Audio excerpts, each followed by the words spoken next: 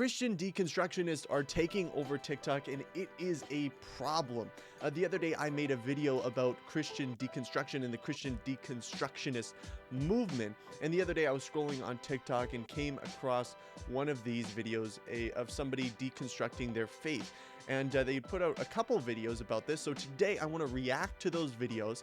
And so for the unbeliever watching this, I think this will be helpful for you because he's asking a lot of questions and making some assertions and accusations that are common. And so I'm hoping that you'll be able to learn from this and maybe reorient your perspective about what Christianity actually is and avoid the misconceptions. And for the Christian, I'm hoping that you'll be able to more effectively engage with the people in your life that are deconstructing their faith. So let's get into it. Hey, what's up, guys? It's Isaac David, and this is the Daily Disciple, where I help you follow Jesus daily, coming to you from the podcast studio once again. I just want to say a huge thank you to everyone on Patreon that helps support my ministry. It is a humongous blessing. We're actually setting up to do a Zoom hangout, I think, pretty soon. So head on over to Patreon, any tier, and you can get in on those. Also, other perks, but ultimately, you're helping support the ministry in a huge way, so thank you. Okay, so the other day I was scrolling on TikTok, like I said. I came across one of these videos, actually from somebody that I had been following for a while.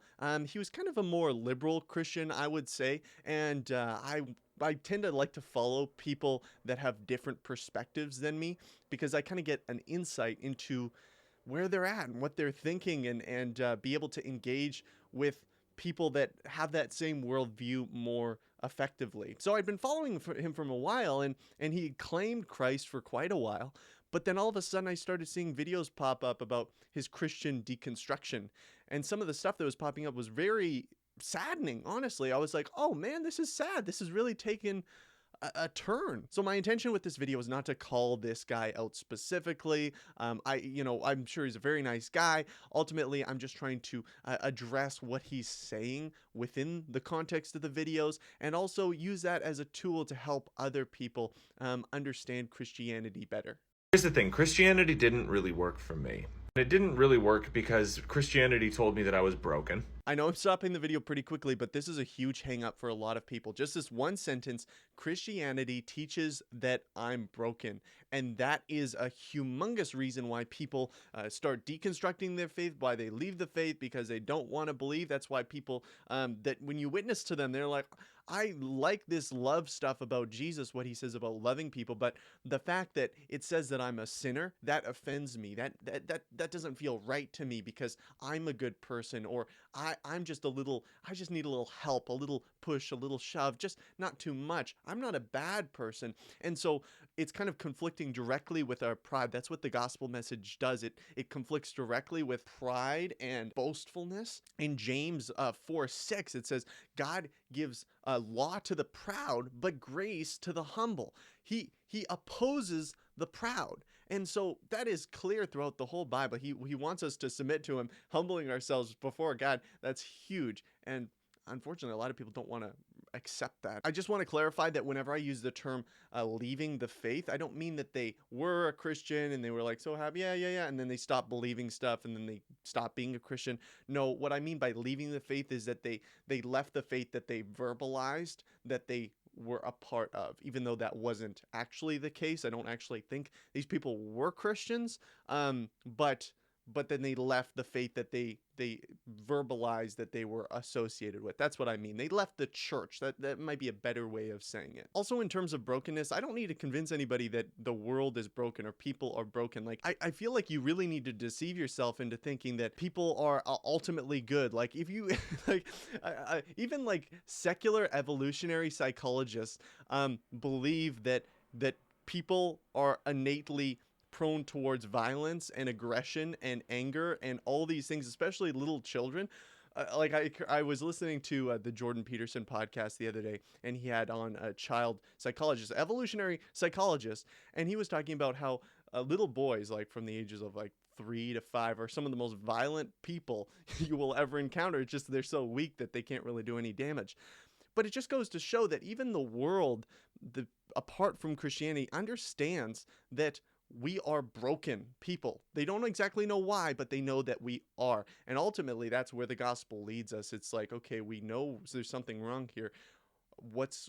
how can we solve this? How can we find a remedy to this? That I needed a God to come in and fix my problems, which took the onus off of me to fix it myself. This is an interesting point. So, okay, so the fact that God needs to come into our lives, it takes the onus off of me of fixing my problems. Well, our ultimate problem is our sin. And can we fix our sin problem ultimately by ourselves? Well, some people believe so. Maybe he even thinks so. He's like, well, we maybe we do bad things, but if I believe that God's going to come in and fix it, then I'm not going to do it myself. And maybe this is some kind of twisted belief that if I believe in Jesus, then I just sit back, relax, and just, there's no there's no obligation on me to do anything or put any intentionality into it whatsoever. But that's a misunderstanding, because what God actually does is he begins a transforming process within us. This idea of sanctification, where we're moving closer and closer to Christ.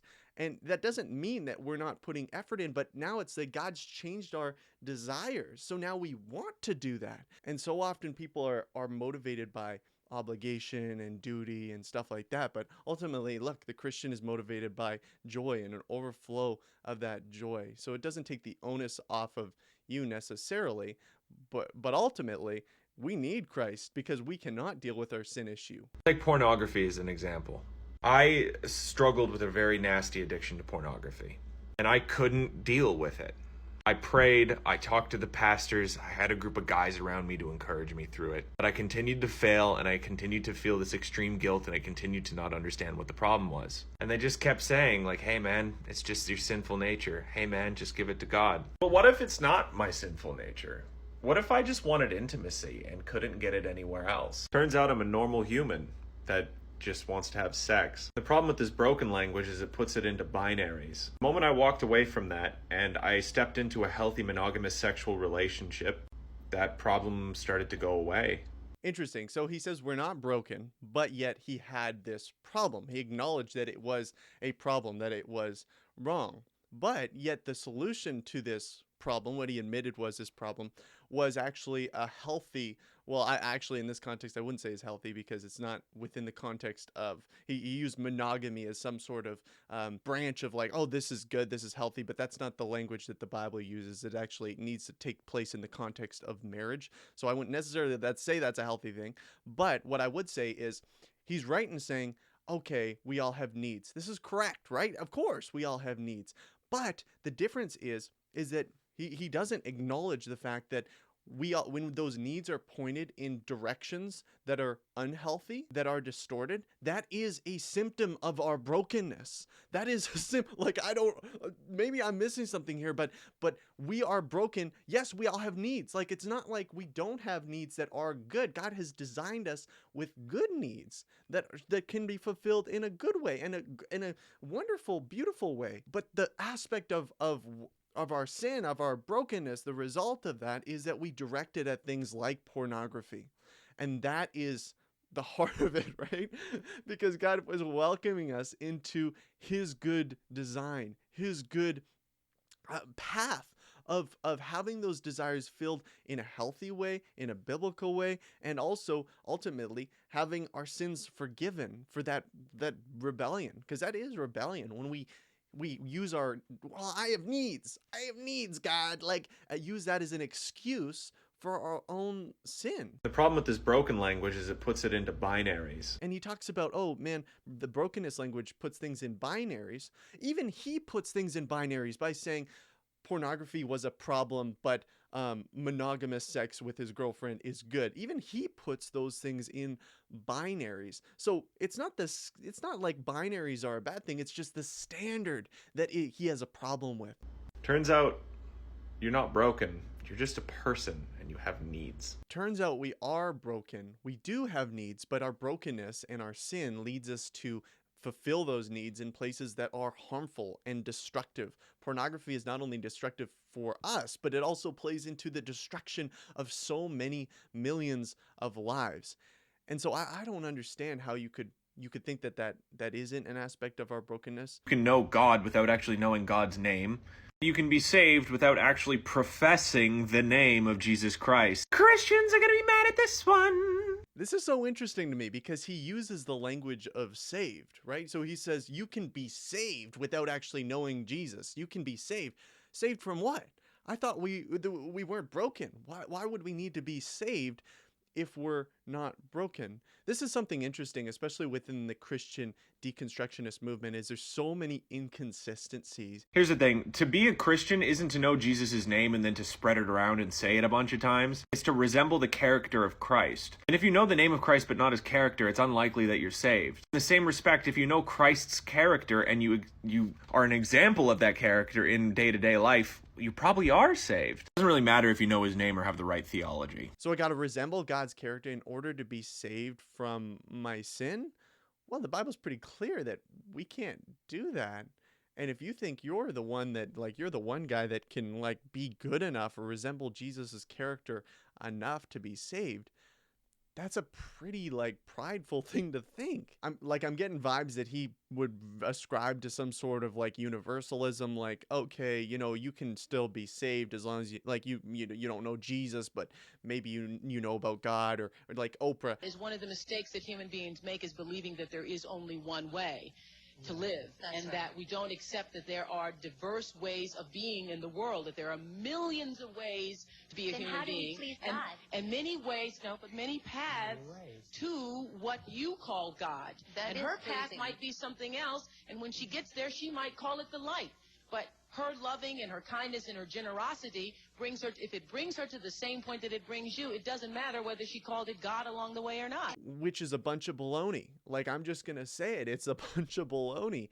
Ultimately, we do, like, he gets a couple things right here. He gets a couple things right where he's saying, look, we actually need to resemble the character of Christ. That's an aspect of being a Christian, for sure. Absolutely. Like, the Bible talks a lot about not just being hearers of the word, but being doers of the word. So of course, yes, that is so important. Man, it's a process of sanctification, right? It's like saying, okay, yeah, we've been bad at this, we gotta course correct, that kind of thing. Ultimately, you do need to know Jesus' name. Do you know why? Because he is the way, the truth, and the life. No one comes to the Father except through him. And so how can you know Jesus if you don't know his name? How can you know Jesus? And he's like, well, you can know his character. How do you know his character if you don't know who he is? Like, it just makes no sense. It doesn't really matter if you know his name or have the right theology. That last thing he said was pretty interesting to me. He's like, it doesn't really matter if you have the right theology. What I would say is that there's a big movement away from theology. Like, theology is something bad. Like, oh man, you're so caught up in theology, dude. Like, get your head out of the Bible. Like, as if that's a bad thing. Like, theology is good. Theology is important. Without theology, we don't understand who God is, who we are. Like, that's all theology, guys. So theology is not something that only, like, Pharisees study. It's like, oh, the Pharisees were so obsessed with theology and that was what made them bad. No. Actually, the fact that what made them bad was they had an incorrect theology about who Jesus was, about who the Messiah would be. They didn't recognize him as the Messiah, as the fulfillment of the theology that they had believed. And so I honestly, you do need to know the right theology. Obviously, there's first issues, there's gospel and how important that is in getting the fundamentals right, and there's secondary issues and tertiary issues and things that you don't have to get right in order to be saved. But I just want to encourage you, don't be scared of theology or think it's a bad thing to be interested in it, or like you're getting caught up in things that don't matter. But no, theology is great and it's important, because that's how we know who God is, who we are, how the world works, how the spiritual world operates. Well, that's all I got for today, guys. Thank you so much for watching this video. And if you want me to react to more videos, you can send them to me on Instagram at It's Isaac David. I hope you guys got something from this. I tried not to be too confrontational, but it's important to speak the truth, and hopefully it was with love. And I know in my heart I have no ill will towards this guy, and I just hope he finds Christ, honestly. Thank you so much for watching, guys, and I'll see you next time. God bless.